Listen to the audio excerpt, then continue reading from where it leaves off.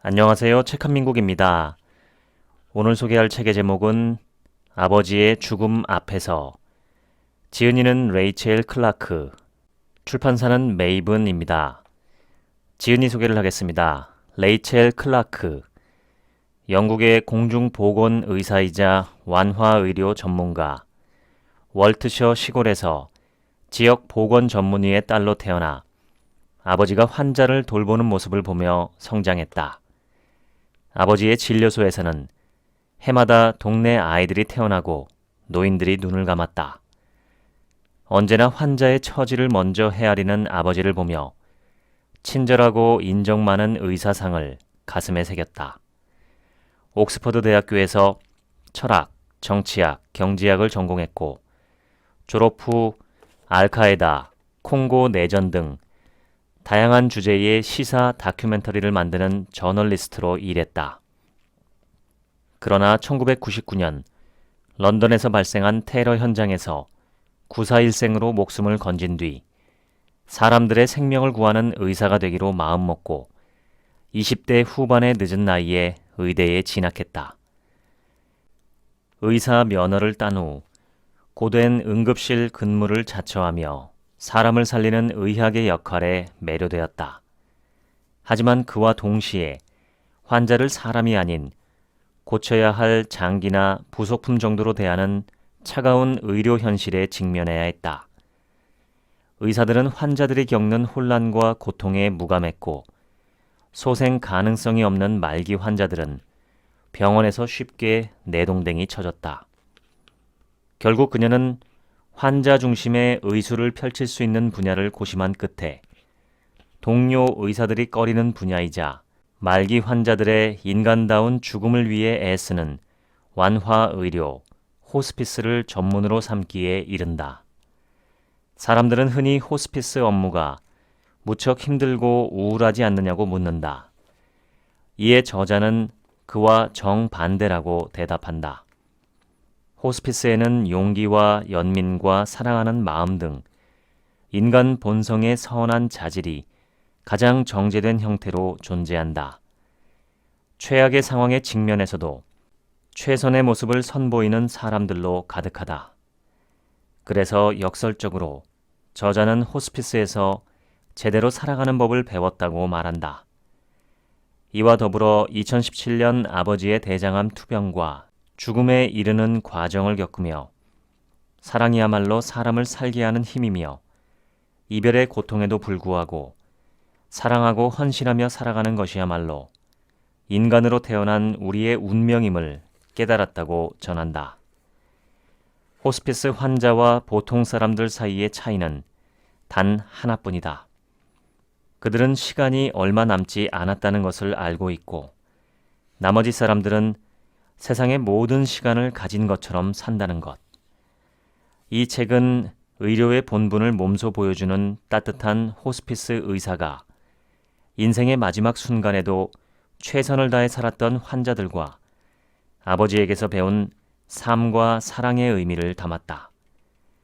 선데이 타임스 탑 10 베스트셀러, 2020 코스타 바이오그라피상 최종 후보에 올랐으며 가디언 선정 2020 읽어야 할 책으로 선정되었다. 그나저나 한 번뿐인 험난하면서도 소중한 인생으로 당신은 무엇을 할 것인가? 메리 올리버의 시 여름날 중에서. 영국의 극작가 데니스 포터는 수술로도 치유할 수 없는 췌장암 말기에 다다랐다. 그는 방송 진행자와 이야기하는 동안에도 통증을 다스리기 위해 시청자가 보는 앞에서 모르핀을 벌컥벌컥 들이켜야 했다. 포터는 이렇게 말했다. 우리는 죽을 거라는 사실을 아는 유일한 동물입니다. 그런데도 담보대출금을 갚고 잡다한 업무를 수행하고 여기저기 돌아다니면서 영원히 살 것처럼 행동합니다. 오늘날 우리는 평생 죽음을 대면하지 않고도 얼마든지 살아갈 수 있다. 해마다 영국에서 50만 명이 사망하고 미국에서 250만 명이 사망한다는 점을 감안하면 정말 놀라운 일이다. 지금은 출생과 죽음이 대개 공공시설에서 이루어진다. 영국 산모 중 겨우 2%만이 집에서 출산하고 영국 국민의 3분의 2가 집에서 죽고 싶다는 소망을 표명하지만 5명 중 1명만이 집에서 눈을 감는다. 병원과 호스피스, 요양원이 현대인의 사망 장소로 새롭게 부상했다.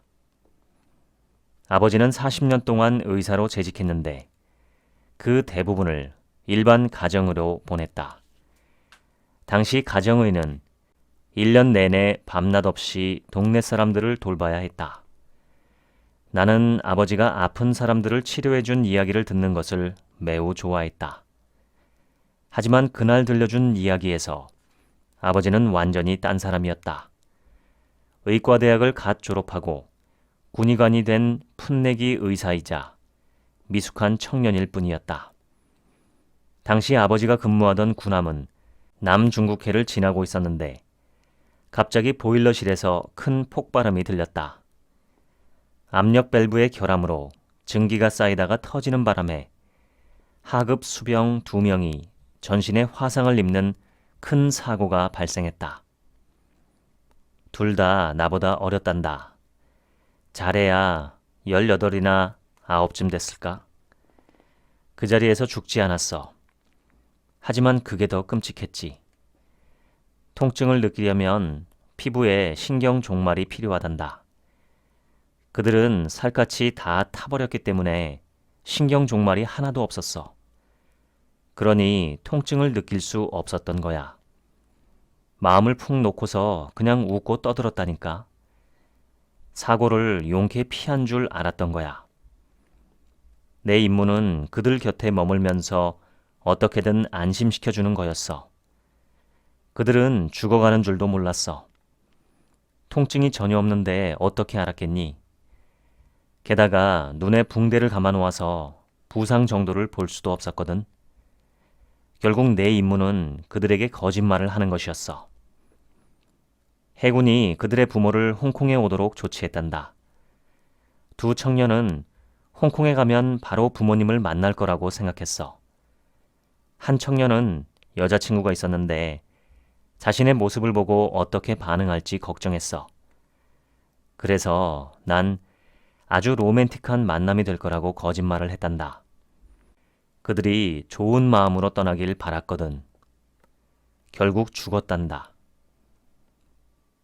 시간이 한참 흐른 뒤 아버지가 실은 임박한 죽음 앞에서 완화 의료를 시행했던 거라는 생각이 들었다. 1세기 전쯤인 1925년 내 외할머니 내시는 빈곤하기로 악명 높았던 글래스고 지역에서 살았다. 당시 내시는 10살 남짓한 아이였고 부모님과 형제 자매와 함께 방 2칸짜리 다세대 주택에서 살았다. 전기도, 수도도, 실내 화장실도 없었다. 1920년대 영국의 대공황기에 가장이 돈벌이를 못하니 먹고 살기가 무척 어려웠다. 내시의 어머니가 촛불의 의지에 밤 늦게까지 삭바느질을 해서 입에 풀칠만 하는 수준이었다. 맏딸인 애니는 수년 전부터 엄마의 삭바느질을 도왔다. 당시 영국에서 국민의료보험이 실시되기 20여 년 전이었다. 의사에게 왕진을 청하는 건 꿈도 못 꿀 일이었다. 어느 날 밤 애니가 낡은 매트리스에 누워 몸을 잔뜩 웅크리고 있었다. 네시가 물었다. 왜 그래? 무슨 일 있어? 그게 말이야, 배가 몹시 아파. 애니가 식은땀을 흘리며 말했다. 엄마한테 가서 말할까? 네시가 15살 난 언니의 불편한 모습에 놀라 물었다. 아니야, 엄마한테 말하지 마. 괜히 걱정하실 거야. 어차피 의사를 부를 형편도 안 되잖아. 내시는 워낙 소심한 성격이라 언니 말을 늘 따랐다. 통증은 밤새 애니를 괴롭혔다. 맹장이 붓고 덧나서 욱신거렸지만 애니는 끝끝내 아무 소리도 내지 않았다. 압력이 커지다 어느 순간 맹장이 터져 복부에 고름이 가득 찼다.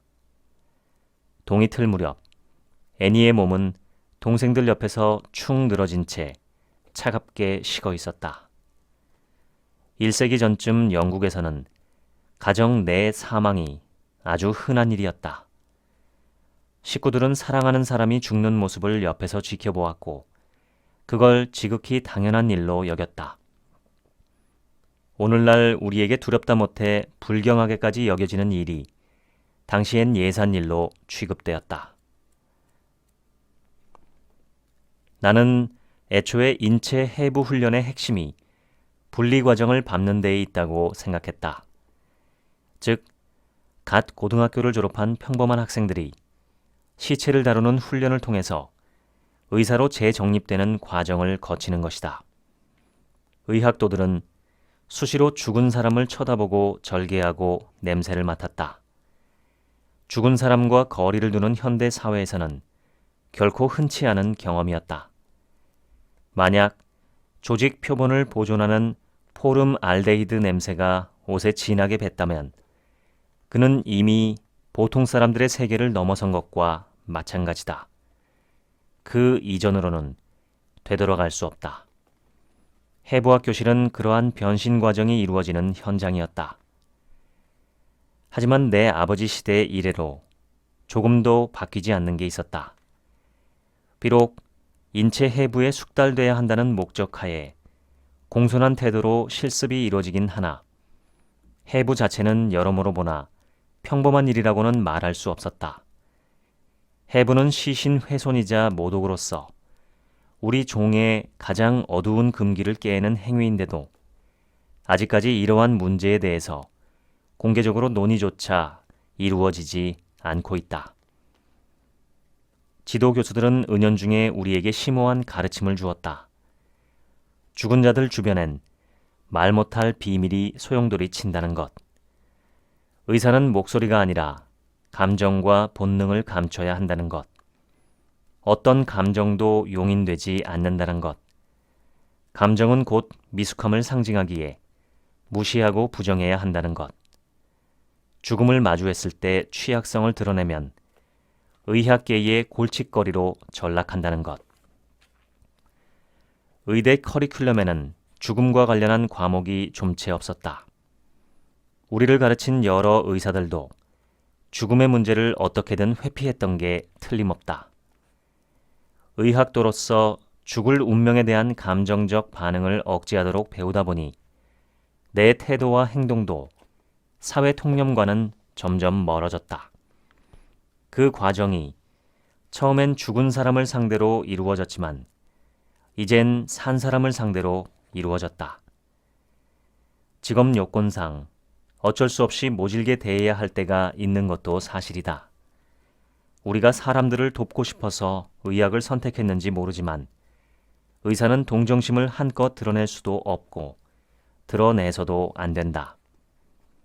전문 지식과 기술이 필요한 상황에서 환자의 아픔에 공감하며 흐느낀다고 무슨 도움이 되겠는가? 결국 의사들이 넘어야 할 산은 유능한 사람이 되기 위해 충분한 거리를 두면서도 참된 인간성을 유지하는 것이다.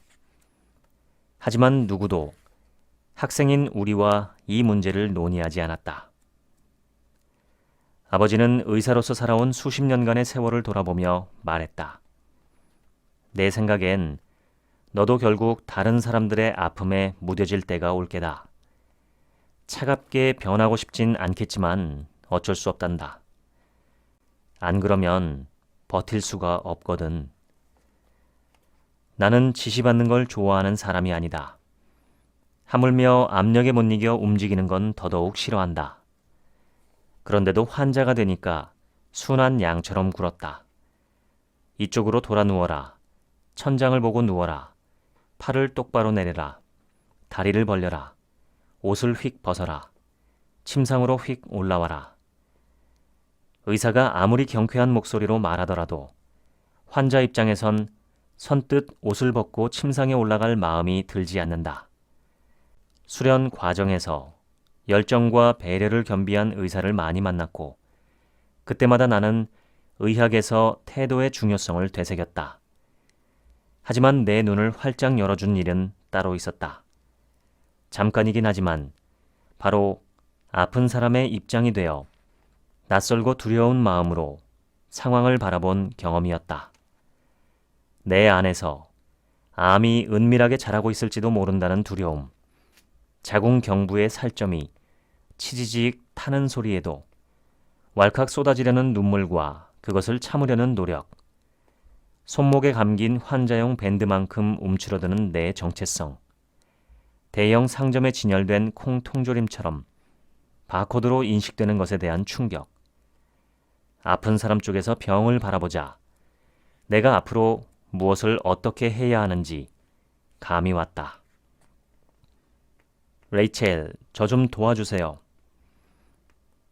캐롤라인은 의대를 졸업한 지 2~3달밖에 안 됐지만 팀에서 좋은 평가를 받고 있었다. 그런데 지금은 놀란 눈을 하고 잔뜩 긴장한 목소리로 내게 도움을 청했다. 아무래도 환자가 곧 죽을 것 같아요. 아무래도 심정지가 올 것 같아요. 심폐소생술을 받게 될 텐데 그런데 받으면 안 돼요. 진짜로 안 돼요. 환자의 의무 기록지에는 심폐소생술을 하지 말라는 DNA CPR 서류가 빠져 있었다. 서류가 없을 때는 기본적으로 소생술을 시행해야 한다.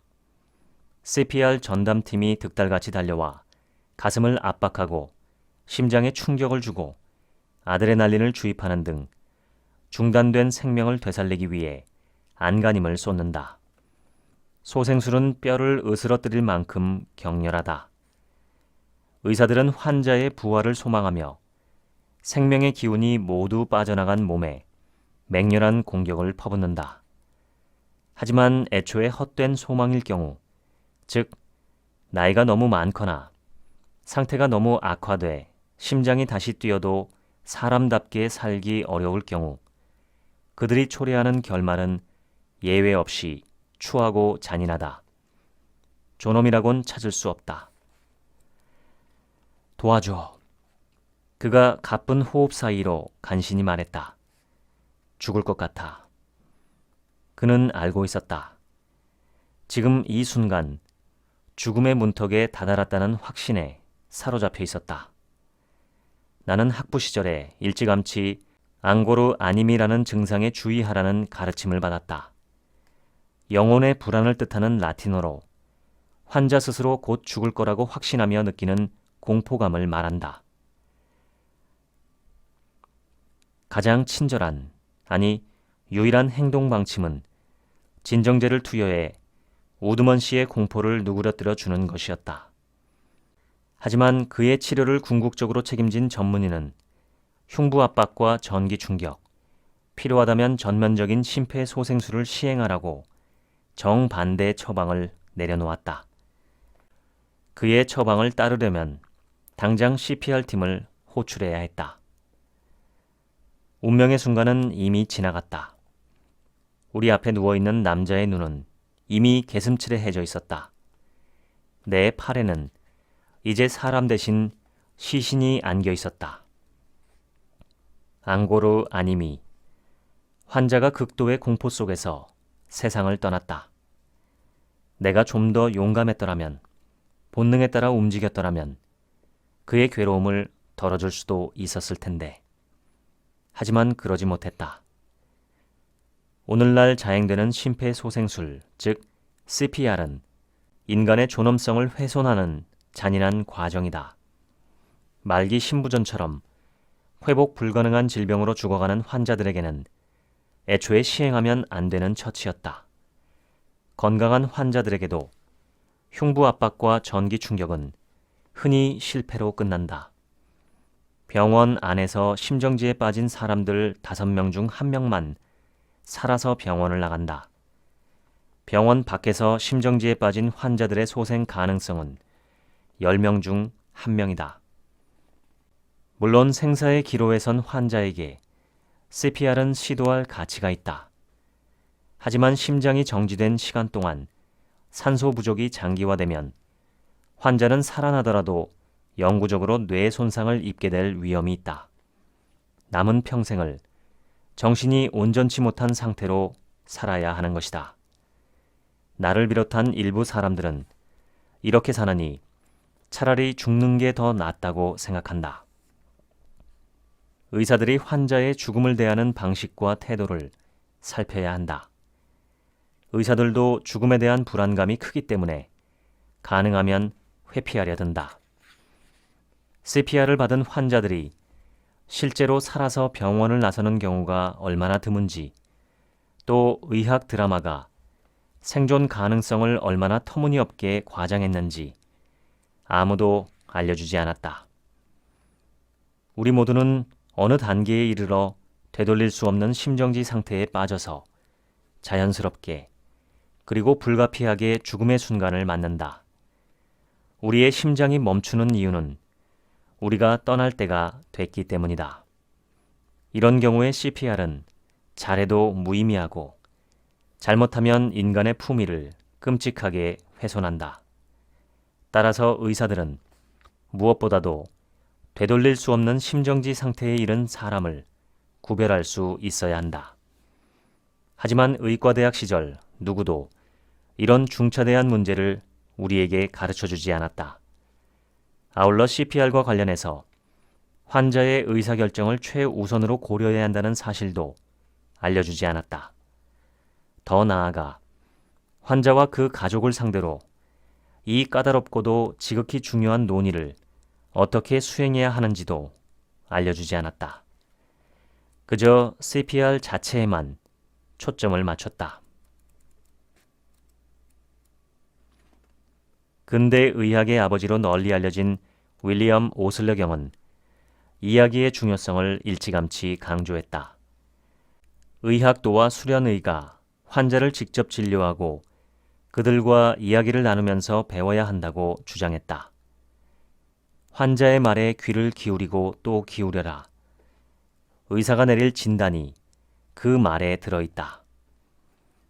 오슬러의 주장은 그때나 지금이나 유효하다. 첨단 의학 기술을 차치하고라도 환자가 들려주는 이야기에 귀를 기울이면 의사는 의외로 수월하게 진단을 내릴 수 있다.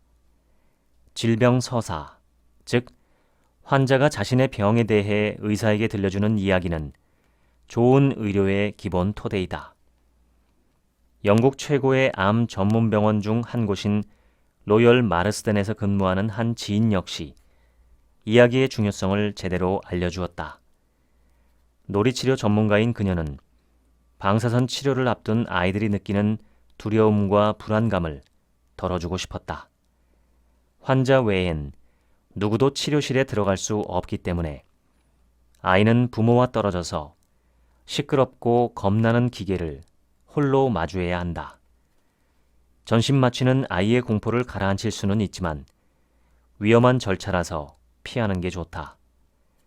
어린 환자의 관점에서 이 문제를 깊이 고민한 끝에 그녀는 마법의 끈을 고안했다. 여러 색실을 꼬아 만든 끈의 한쪽은 아이가 잡고 다른 쪽 끝은 치료실 너머 부모가 잡도록 했다. 그녀가 고안한 실타래는 겁에 질린 아이가 나부로 된 문 뒤에 홀로 누워있는 동안에도 엄마나 아빠가 반대편에서 자신을 꼭 붙잡고 있다는 느낌이 들게 했다. 과잣값만큼 저렴하지만 값을 매길 수 없을 만큼 귀중한 마법의 끈 덕분에 오늘날 암에 걸린 아이들은 버림받았다는 경험 대신 사랑받고 지원받는다는 느낌을 얻을 수 있다. 나는 병원 직원들이 친절 본능을 지키려고 애쓰는 모습을 오래도록 지켜보았다. 하지만 환자에게 공감과 연민을 느끼다 보면 의사와 간호사도 지치기 마련이다. 결국 피로가 쌓일 대로 쌓인 그들은 자신이 돌보는 인간에게 방어벽을 치고 뒤로 물러나 버린다. 하지만 나는 그렇게 되고 싶지 않았다. 나는 내 친절 본능을, 따뜻하게 보살피려는 본능을 고이 간직하고 싶었다. 내가 내뱉은 말이 물리적 중재만큼 섬세하고 중요할 수 있으며 때론 삶을 변화시킬 수도 있음을 깨달았기 때문이다. 말은 의사가 신뢰를 구축하고 두려움을 덜어주는 수단이다. 환자에게 진정으로 중요한 게 무엇인지 알고 싶다면 시간을 들여서 환자의 말에 귀를 기울여야 한다. 정말 생각지도 못한 경험을 할 수도 있다. 호스피스보다 두려움과 금기로 둘러싸인 건물은 없다. 환자들은 흔히 호스피스 병동을 삶의 이야기가 뚝 끊기는 벼랑으로 여긴다. 호스피스 문지방을 넘어오면 곤두박질치며 죽는 것 말고는 아무것도 경험하지 못한다고 상상한다. 이곳에 들어온 순간 삶과 희망이 모두 무너져 내린다. 고령 환자가 사랑하는 사람들에게 짐만 될 뿐 살아도 사는 게 아니라고 고백할 때면 마음이 무척 무겁다. 그들은 얼마 남지 않은 나날을 회의감에 젖어 무의미하게 허비한다. 하지만 그들이 토로하는 말은 결코 사실이 아니다. 오히려 그 반대다. 우리는 세상에 태어나 첫 숨을 들이마시는 순간부터 죽어간다. 우리가 살아가는 나날은 모두 헛되거나 아니면 마지막 숨을 거둘 때까지 매 순간이 소중하다. 완화의료운동의 창시자인 데임 시슬리 손더스는 이런 말을 했다. 당신은 당신이기 때문에 중요하며 생이 끝나는 그 순간까지 중요합니다. 우리는 당신이 평온하게 생을 마치도록 그리고 그때까지 의미 있는 삶을 살도록 최선을 다해 돕겠습니다. 평생 한 번 겪는 죽음은 소멸하는 그 순간까지 절대로 직접 경험해 볼 수 없다. 익숙하지 않은 공간에선 두려움이 최악으로 치닫는다. 자, 그럼 이제 앞으로 벌어질 거라고 생각되는 일을 설명해도 될까요? 나는 진정제가 효력을 발휘할 시간을 벌기 위해 천천히 말했다. 해보시오. 사이먼이 또렷한 목소리로 말했다. 그러니까 암이나 여타 불치병을 앓는 사람들은 삶의 종착점을 향해 갈 때 거의 매번 같은 패턴을 보입니다. 질병 자체는 달라도 마지막은 놀라울 만큼 유사해요. 많은 환자들이 제일 먼저 기력이 떨어진다고 말해요. 평소 손쉽게 해내던 일이 육체적으로나 정신적으로 힘에 부치기 시작하죠. 기력은 점점 더 떨어질 거예요. 조금 더 지나면 낮잠을 한두 번 자야 할 거예요. 그러다 깨어있는 시간보다 자는 시간이 점점 더 길어질 거고요. 막 고통스럽거나 힘들진 않아요. 다만 좌절감이 밀려들죠. 그래서 환자들은 미리 계획을 세워서 체력을 아꼈다가 정말 중요한 일을 하는데 쓰기도 해요. 대개는 막판에 무슨 드라마틱한 변화가 있지는 않아요. 졸린 증상이 계속 이어지죠. 어떤 환자는 거의 하루 종일 잠만 자기도 해요. 배가 고프지도 않고 입맛도 없고요. 갈증도 거의 안 느껴요. 그러다 어느 순간부터 자는 게 아니라 의식이 점점 없어지게 돼요. 본인은 알아차리지도 못해요. 뇌도 점점 반응하지 않게 되죠. 때로는 이런 과정이 육체가 정신을 보호하는 방법이 아닌가 싶기도 해요. 두려워하지 않도록 아무것도 의식하지 못하게 하는 거죠. 시간이 얼마나 남았다고 생각하오? 사이먼이 내게 직접적으로 물었다. 시간이 많지는 않을 거라고 봐요. 몇 달까지는 안 되고 몇 주 정도. 어쩌면 아주 짧은 몇 주일 수도 있어요. 하지만 한동안 집에 돌아가서 머물 수도 있어요. 당신이 그러길 원한다면 말이죠. 이곳에 머무는 게 더 안전하다고 생각하면 그렇게 해도 아무 문제 없고요. 우린 그저 당신 뜻대로 따를게요. 일단 며칠 지내면서 생각해봐요. 서두를 건 없어요. 일이 어떻게 흘러가는지 보자고요. 한참 만에 사이먼이 고개를 들어 나를 보면서 슬며시 웃었다. 알았어. 그렇게 하도록 하겠어. 어쩌면 내가 우리 꼬맹이 생일날까지 버틸 수 있을지도 모르지. 고맙소, 레이첼. 진심이요. 그날 밤 나는 혼자서 눈물을 흘렸다. 바로 인간의 본성 때문이었다. 두려움에 떨면서도 불굴의 의지를 발휘하는 우리 인간이 나를 늘 감동시켰다. 사람들은 흔히 호스피스 업무가 무척 힘들고 우울하지 않느냐고 묻는다. 나는 그와 정반대라고 대답한다.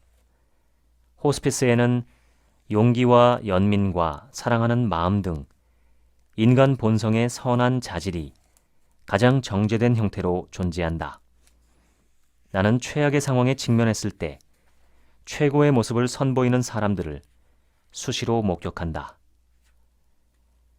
아버지가 티미의 생일까지 버틸 수 있을까요? 소피가 복도에서 내게 물었다. 솔직히 그럴 것 같지는 않아요. 나는 솔직하게 대답했다. 티미의 6번째 생일은 일주일 후였는데 사이먼의 상태는 하루가 다르게 악화되었다. 좋은 생각이 있어요. 올해만 티미의 생일을 좀 앞당기면 어떨까요? 며칠 뒤 사이먼의 병실 문 밖에 티미의 생일 파티라고 쓴 종이와 풍선이 걸렸다. 그걸 본 티미는 좋아서 비명을 지르며 할아버지 품으로 뛰어들었다. 가족과 친구들은 병상 주변에서 와인을 마시며 이야기를 나눴다. 광선검, 곰인형, 버즈 라이트이어 캐릭터를 본뜬 생일 케이크, 생일 축하 노래, 왁자한 웃음소리의 중심에는 초췌한 남자가 있었다. 고통을 참느라 어금니는 앙담을 얻지만 눈빛은 그 어느 때보다 환하게 빛났다. 다음날 아침, 사이먼은 의식이 없었다. 그렇게 이틀을 보내고 딸이 지켜보는 가운데 숨을 거두었다. 사랑하는 사람을 잃지 않으려는 열망은 그야말로 절실하고 격렬하다. 외관상 평온해 보이는 인테리어에도 불구하고 호스피스에는 슬픔의 그림자가 도사리고 있다가 느닷없이 출몰한다. 때론 감정이 격해진 동생이 형을 벽에 밀어붙인다. 누군가는 날카로운 비명을 지르고 누군가는 피가 날 정도로 콘크리트 벽에 주먹을 날린다. 또 누군가는 상실의 아픔에 몸부림치며 쓰러진다.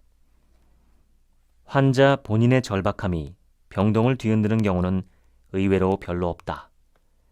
환자는 호스피스 문을 들어설 무렵 이미 자신이 곧 죽을 거라는 사실을 어느 정도 받아들이기 때문이다. 완화 의료를 행하는 의사로서 우리의 역할은 삶을 연장하는 게 아니다. 불가피한 일을 막으려고 싸우는 것도 아니다. 우리의 도움으로 환자는 눈을 감는 그날까지 삶의 질을 높이고 의미를 찾고 자잘한 즐거움을 누릴 수 있다. 이러한 원칙은 어떻게든 죽음과 질병에 맞서 이기려는 기존의 의학적 모델에 부합하지 않는다. 그렇지만 죽음은 결코 물리칠 수 없으며 얼마간이라도 유예하려면 대가를 치러야 한다. 의학은 우리 삶을 연장할 힘을 지녔지만 의도치 않게 고통마저 연장시킬 수 있다. 나는 환자들이 삶의 마지막에 다다라서 화학요법과 수술 때문에 끔찍한 부작용에 시달리던 시간을 되돌릴 수 있기를 간절히 바라는 모습을 자주 목격했다. 아무도 죽어가는 말에게 채찍질을 하진 않을 겁니다. 예전에 한 환자가 내게 말했다. 그런데 그 말이 인간이고 또 하필 암에 걸려 있을 때는 예외라는 겁니다. 심폐소생술과 인공호흡, 위관을 통한 장기적 영양 공급이 가능한 시대라 우리는 삶을 끈질기게 이어갈 수 있다. 하지만 그러기 위해서 어떤 대가를 치르고 있나? 오늘날 의사들은 죽음에 대한 과도한 개입에 득보다 실이 더 많은 게 아니냐고 의문을 제기한다. 따라서 우리는 이제 환자가 간신히 연명이라도 하게끔 어떻게 살려낼 것인가를 따질 게 아니라 이 환자를 굳이 살려야 하는가를 따져야 한다. 우리는 불가피한 죽음을 두고서 지저분하고 복잡하고 윤리적으로 곤란한 딜레마에 빠져 있다. 수명 연장이라는 약속은 못 지키면서 부작용만 잔뜩 안기는 과잉 진료의 시대에 의사와 환자와 가족이 이젠 노력을 멈추고 그만 놓아줄 때가 됐다고 어떻게 알아차릴 수 있을까? 도대체 언제 그만할 때가 됐다고 말할 수 있을까? 집요한 과잉 진료를 두고 필사적 종양학이라는 이름까지 생겨났다. 부작용은 차치하고 성공 가능성이 지극히 낮은데도 치료를 감행하려는 유혹을 일컫는 말이다. 의사들이 환자를 더 오래, 더 잘 살게 하려고 노력하는 와중에 오히려 죽느니만 못한 고통을 연장한다면 의학은 분명히 제 길을 잃었다고 할 수 있다. 하지만 살려는 욕구가 불타오를 때 지푸라기라도 잡는 것이 그렇게 불합리한 행동일까? 영국 인구의 82%가 말년에 받길 원하는 치료에 대해 확고한 의견을 품고 있지만 법정 구속력이 있는 사전 연명의료 의향서를 작성한 사람은 4%에 불과하다. 사전 연명의료 의향서는 더 이상 소통할 수 없을 때를 대비해서 자기 의사를 미리 알리고 존중받을 수 있는 수단이다. 이러한 논의를 미룬다면 훗날 죽음의 방식을 결정해야 하는 상황에서 의사를 제대로 반영할 기회를 놓치게 된다. 당신은 늘 집에서 사랑하는 사람들이 지켜보는 가운데 눈을 감고 싶지만 그러한 속내를 미리 밝혀두지 않으면 중환자실에서 인공호흡기에 의지해 혼수 상태로 마지막 나날을 보내게 될 수도 있다. 나는 죽을 운명에 대해서 각자 원하는 방식대로 대처하자는 원칙을 지지하고 싶다. 죽음에 대해 논의하는 올바른 방식 따위는 없다. 그저 개인의 취향 문제라는 편이 더 솔직하다.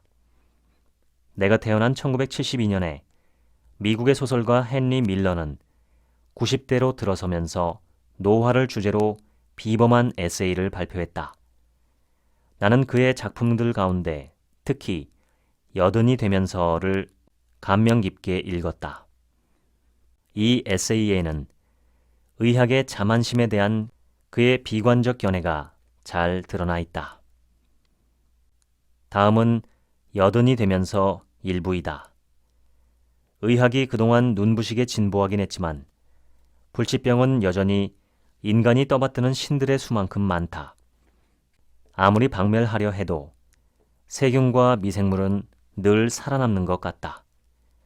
웬만한 치료가 다 실패하면 외과의가 나서서 우리를 갈갈이 찢고 마지막 남은 한 푼까지 싹 걷어간다.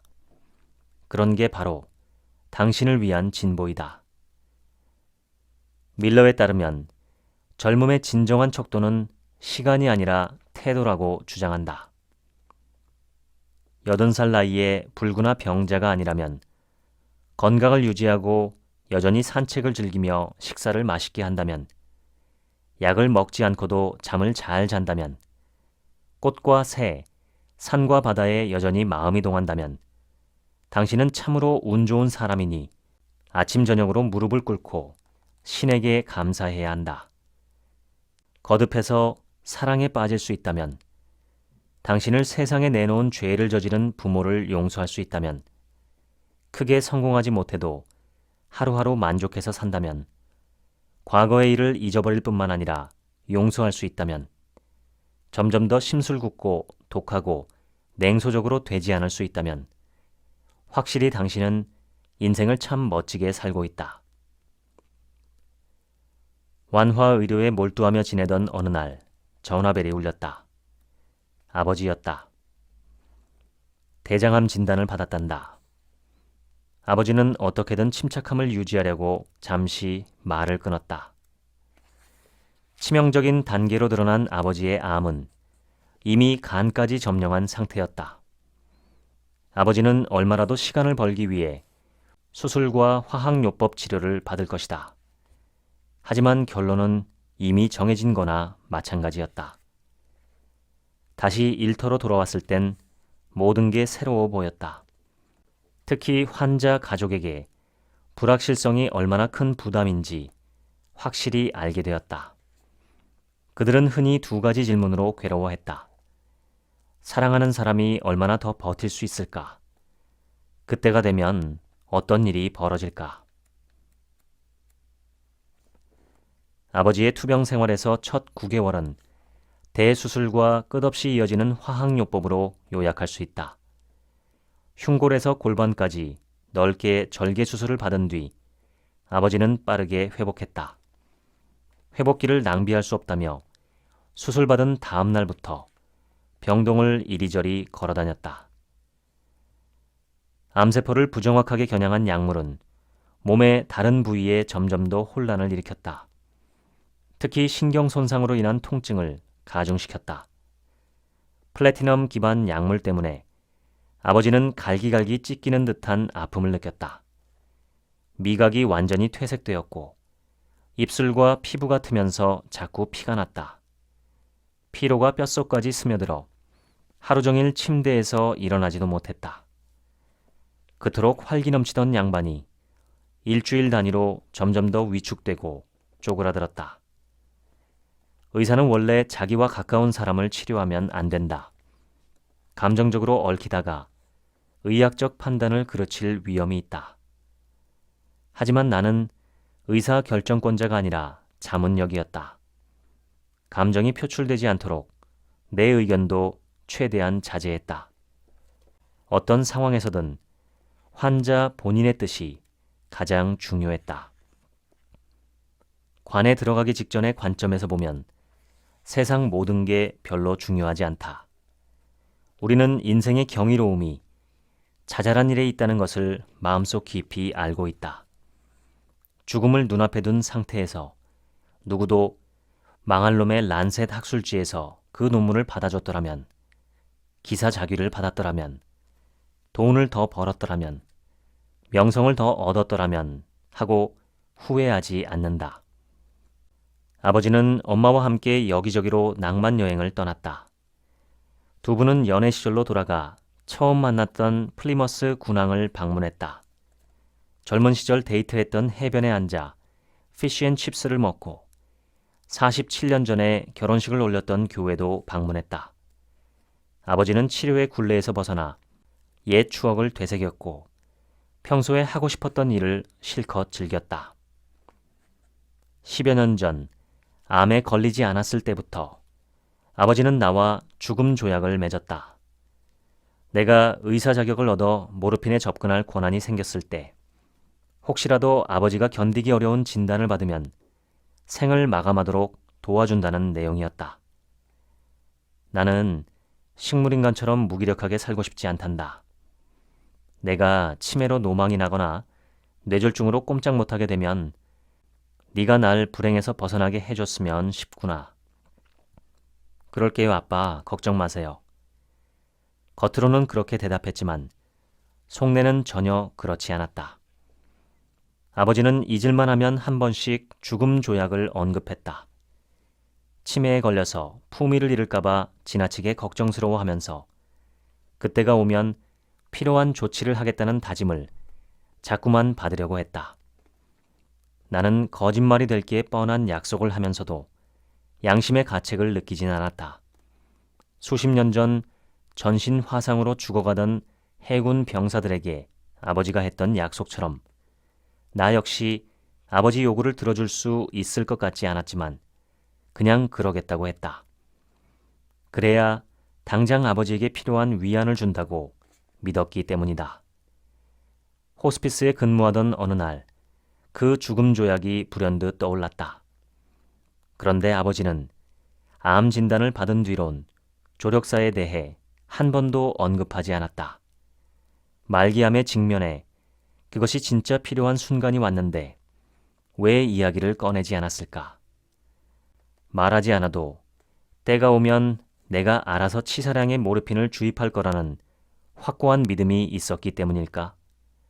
실은 그 반대였다. 아버지는 더 이상 그런 게 필요하지 않은 것 같았다. 죽음을 받아들인 덕분에 남은 순간을 음미하며 살아갈 수 있었다. 역설적으로 완화의료에선 또 다른 극단의 사례도 찾을 수 있다. 평생 죽음 공포증에 시달리던 환자가 말기 진단을 받고 두려움을 떨쳐내기도 하는 것이다. 50대인 로저는 평생 극심한 불안과 우울증에 시달렸고 정신병원에 수차례 입원하기도 했다. 그런데 지금은 어떻게 된 거죠, 로저?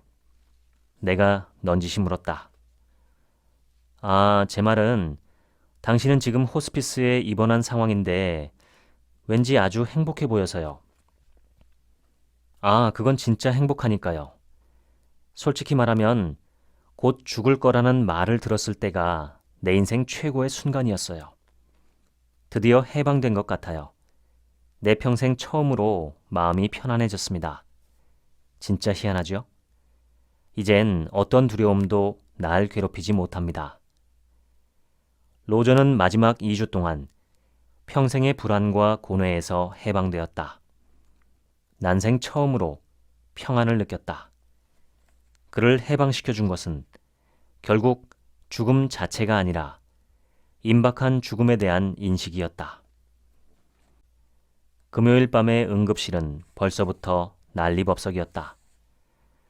그러나 내 관심은 이제 막 커튼을 젖히고 만나려는 환자에게 쏠려 있었다.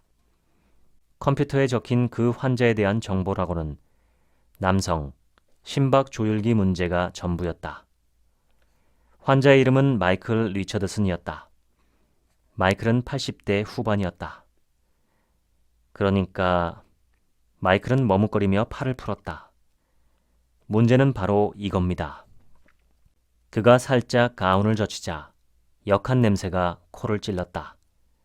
놀랍게도 그가 양손에 조심스럽게 받치고 있던 것은 바로 심박 조율기였다. 피고름으로 범벅된 심박 조율기가 가슴에 난 구멍 사이로 삐져나와 덜렁덜렁 매달려 있었다. 마이클의 이야기를 듣고 보니 어쩔 수 없었겠다 싶었다. 몇 주 전 마이클은 심박 조율기의 배터리를 교체하러 병원에 방문했다. 살균 뒤 국소 마취 상태에서 이루어지는 간단한 시술이었다. 그런데 안타깝게도 다시 꿰매는 과정에서 균이 침입하고 말았다. 가슴은 점점 더 욱신거리고 부풀어 오르고 벌게졌다. 하지만 마이클에게는 자신의 심장보다 더 중요한 게 있었다. 바로 60년을 해로한 아내였다. 메리가 3년 전에 치매 진단을 받은 이후로 마이클은 줄곧 메리의 보호자 노릇을 해왔다. 그가 입원해버리면 누가 메리를 돌봐주겠는가? 아내가 자기 없이 요양원에 가게 될지도 모른다는 두려움에 마이클은 가슴 통증을 최대한 무시했다. 마이클은 이 이야기를 들려주며 끝내 눈물을 보였다. 그가 우려했던 대로 메리는 사회복지과에 의해 긴급 보호소로 옮겨졌다. 영문도 모를 채 두려움에 떨고 있을 메리를 생각하니 마이클은 가슴이 미어졌다. 정신없이 굴러가는 금요일 밤의 응급실에서 나는 마이클이 치료를 잘 받고 돌아가서 메리와 함께 여생을 행복하게 보내길 간절히 빌었다. 그런데 자금 부족에 시달리는 사회복지과의 현실을 고려할 때 헛된 바람이 될 공산이 컸다. 그래도 한 가지 분명한 사실이 있다. 내가 그날 만난 남자는 60년간 해로한 아내를 너무나 사랑해서 자신의 심장까지 희생하려 했다는 것이다. 죽음이 숨통을 조여오더라도 사랑하는 마음은 변치 않는다. 결국 죽음을 굴복시키는 것은 타인을 향한 사랑이다. 현재성보다 더 위대하고 자연보다 더 위대하며 감각적 쾌락보다 더 위대한 것은 바로 인간적 연결의 힘이다. 떠나기 일주일 전쯤 아버지가 잠든 사이에 손목시계가 멈췄다. 거참 신기하구나. 아버지가 씁쓸하게 웃으며 말했다. 이것마저 내 시간이 다 됐다고 알려주는구나. 늘 친절해야 한다. 내내 잠에 빠져있던 아버지가 눈을 뜨더니 뜬금없이 내게 말했다. 나는 아버지의 침대에 반쯤 누워있다가 참을 새도 없이 눈물을 쏟아냈다. 아버지는 미소를 지으며 내 손을 잡아서 내 가슴에 올렸다. 레이첼, 나는 떠나는 게 아니야. 이 안에 늘 함께 있을 거야. 나에게 불멸은 내 가족과 친구들이 이따금 나를 생각해 주는 거야. 평생 의사이자 작가로 활발히 활동해온 올리버 섹스가 80년 넘게 살아온 인생과 사랑을 돌아보며 적은 글에는 고마움이 가득했다. 고맙습니다라는 제목의 책은 다음과 같은 말로 끝을 맺는다.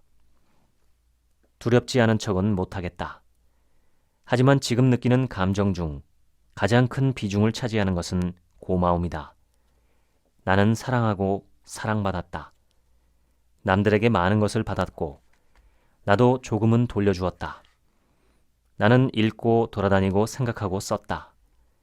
나는 세상과 교류했고 작가들과 독자들을 상대로 특별한 교제를 즐겼다. 무엇보다 나는 이 아름다운 행성에서 지각 있는 존재이자 생각하는 동물로 살았다. 그것만으로도 엄청난 특권이자 모험이었다.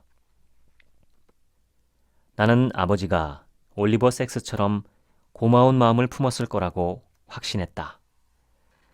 마지막 며칠 동안 밤이고 낮이고 우리 중 누군가가 아버지의 손을 꼭 잡고 있었다. 단 한순간도 아버지를 혼자 두지 않았다. 엄마는 그날 밤도 간이 침대에서 남편의 손을 잡은 채 뜬 눈으로 보냈다. 내가 중간에 내려가 교대하자고 했지만 엄마는 아버지가 살아있는 동안엔 곁을 떠날 수 없다고 했다. 시간이 얼마쯤 지났을까? 어둠 속에서 엄마가 문을 두드리며 말했다. 레이첼, 아버지가 가셨단다. 세상 만물은 결국 죽거나 사라질 운명이다. 아무리 아름답더라도, 아무리 사랑받더라도 영원히 머물거나 견디지는 못한다. 영속하지 못한다는 것, 그 사실만이 변함없이 존재한다. 그런데 살아있는 존재의 이러한 절대적 원칙에 유연하게 맞설 장치가 있다. 바로 인간의 선택 능력이다. 죽을 운명에 대처하는 방법을 스스로 결정하는 힘. 이 힘은 그 무엇도, 그 누구도 앗아갈 수 없다. 분노하고 부정하느냐, 받아들이고 포용하느냐, 선택은 우리 몫이다.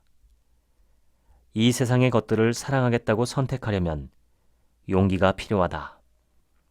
가장 안전한 방법은 관계를 단절하고 벽을 쌓고 바리케이트 뒤로 숨는 것이다.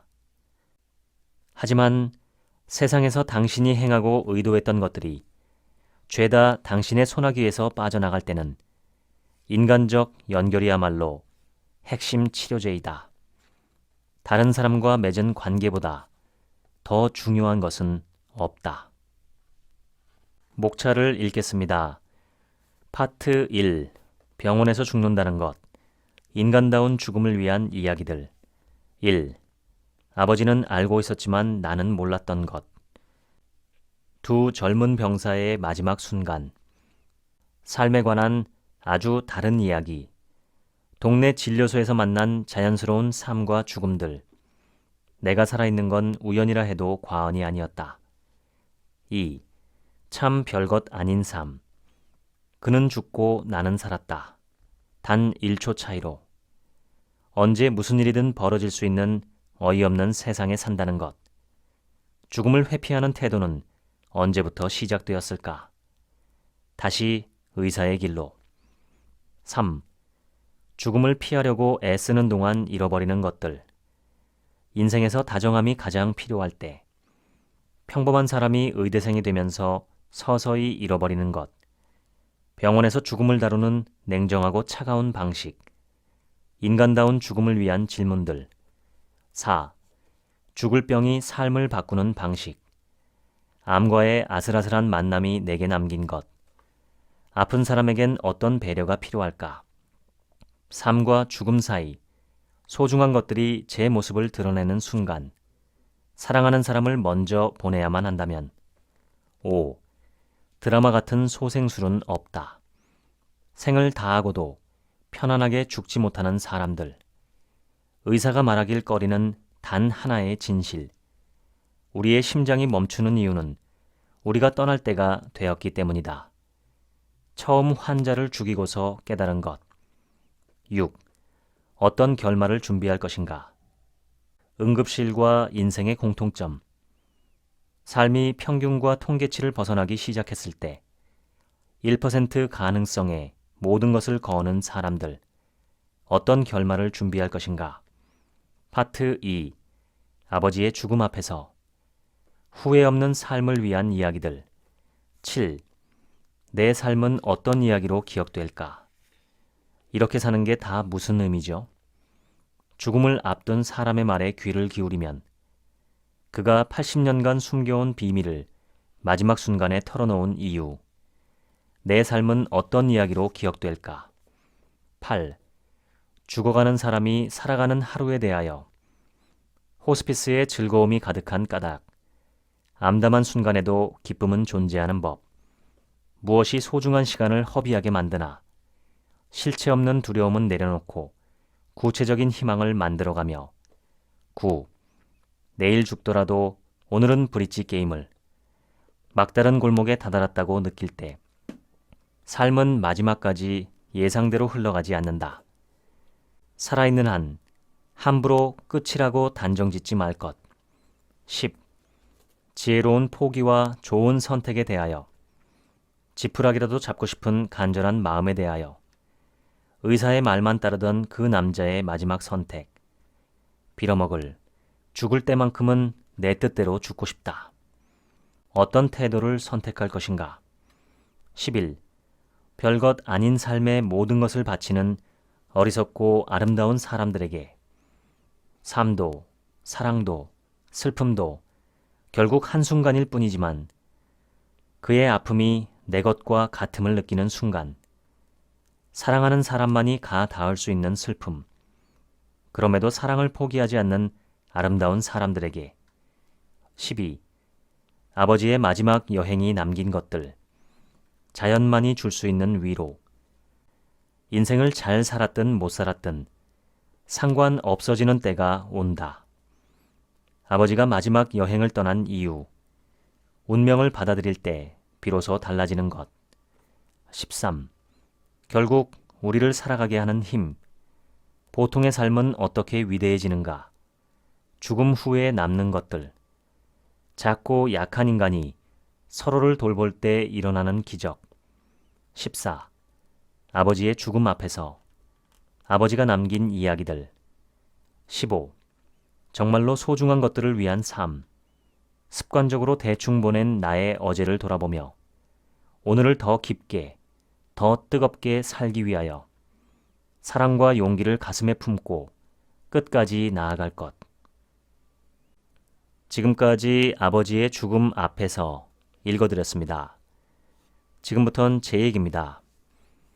이 책은 호스피스, 즉 완화의료 전문가가 쓴 책이지만 독특하게도 문학적인 아름다움이 있습니다. 저자가 의사가 되기 전에 저널리스트였던 것이 영향을 준 것 같습니다. 마치 자전적인 소설 또는 수필 같은 분위기가 있습니다. 정보 전달보다는 저자 자신의 감상을 더 많이 전달합니다. 그래서 이 책을 읽어나가면서도 이 책의 정체성을 무엇으로 보아야 옳을지 조금 헷갈렸습니다. 제가 예상했던 것은 일반적인 완화 의료 전문가들이 말하는 죽음학이었는데 이 책은 저자 자신의 개인적인 이야기들을 매력적으로 풀어놓은 책이라는 점에서 다른 책들과는 꽤 다릅니다. 정보를 전달해주는 책은 머리를 신나게 하지만 진솔한 삶의 이야기를 전해주는 책들은 가슴을 먹먹하고 따뜻하게 합니다. 이 책을 읽으면서 저의 죽음도 상상해 보았습니다. 의학적인 치료가 불가능한 상태의 중환자가 된다면 저는 스콘 니어링처럼 곡기를 끊고 서서히 자연으로 돌아가고 싶습니다. 백세의 그는 곡기를 끊고 물만 마시다가 한 달 반 만에 세상을 떠났습니다. 이 책에 나온 여러 말기 환자들은 자신의 죽음을 깨닫고 인정하는 순간 비로소 진정한 삶의 소중함과 기쁨을 누리기 시작했습니다. 감자를 소금에 찍어 먹어야 감자의 단맛을 느낄 수 있는 것처럼 말이죠. 누구나 임박하기 전까지는 자신의 죽음을 인정하지 않는다고 하지만 조금만 상상력을 발휘해서 우리 모두 죽는다는 걸 인정하면 참 좋은 삶을 살 수 있지 않을까 합니다. 사랑은 죽음을 이깁니다. 지금까지 책 한 민국 생각이었습니다. 감사합니다.